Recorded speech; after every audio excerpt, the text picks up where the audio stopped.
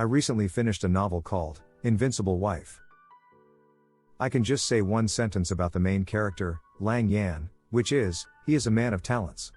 There is nothing he can't do: cooking, painting, speaking multiple languages, fighting, hacking, singing, dancing, playing instruments like guitar, piano, violin, everything, you name it, and he can do it.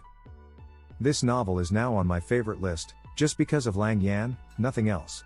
This is the type of the main character I want to read in every BL novel. He is more powerful, intelligent, stable, and smart than the male lead, and I love it.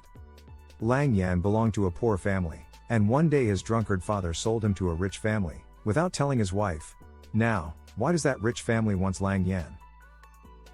Well, because that rich family doesn't have an heir anymore. No matter what they do, marry 2 or 3 wives or do surrogacy, nothing worked, and so they visited a Taoist, and that Taoist told that they should marry their grandchild.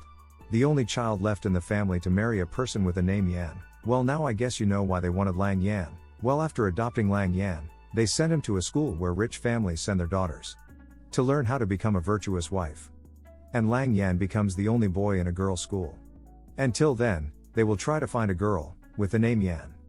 After graduation, Lang Yan leaves the school secretly to look for his future husband, to give him a lesson that he will never forget, and to make him regret the decision of marrying him. And yeah, Lang Yan is super rich now. He has his own company, or an organization of assassins will suit correctly. He has hundreds of trained men working for him.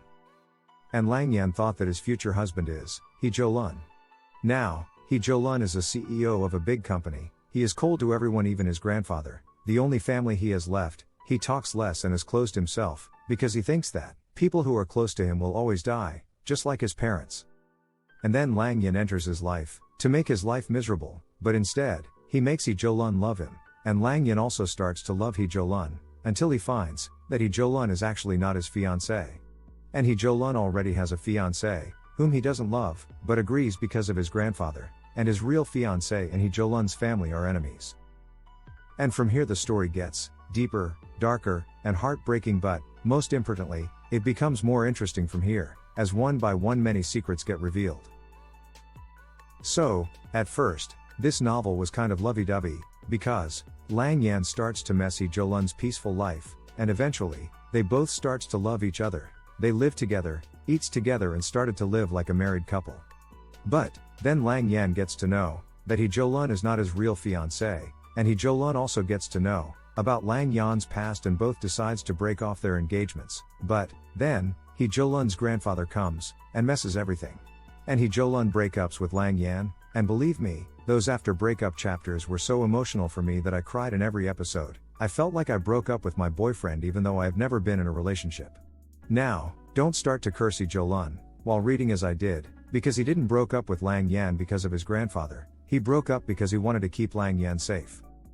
Because he thinks that Lang Yan will also die like his parents if he keeps Lang Yan by his side.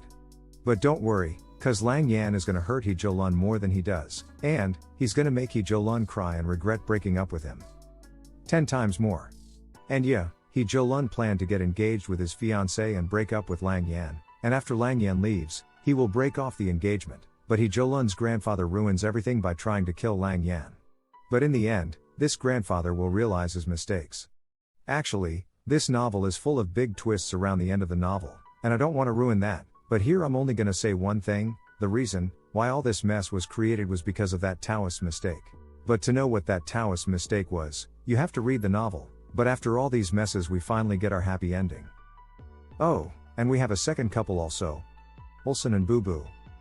Leihson is Lang Yan's friend, and is a billionaire, and bubu is the son of that Taoist. Bubu also has a problem, that he has to marry his soulmate before he turns 30, or else he will die. But when bubu finds his soulmate, which is Leihson, he finds that Leihson is already in love with Lang Yan, and after Lang Yan's and Zhoulun's break up, Lang Yan decides to marry Leihson, which Leihson agrees to. And again, I cried like my lover is going to marry someone else, but to be honest, their parts were the most emotional as I cried in every part of their story, from start to the end. Well, it's not easy to love someone who already loves someone else.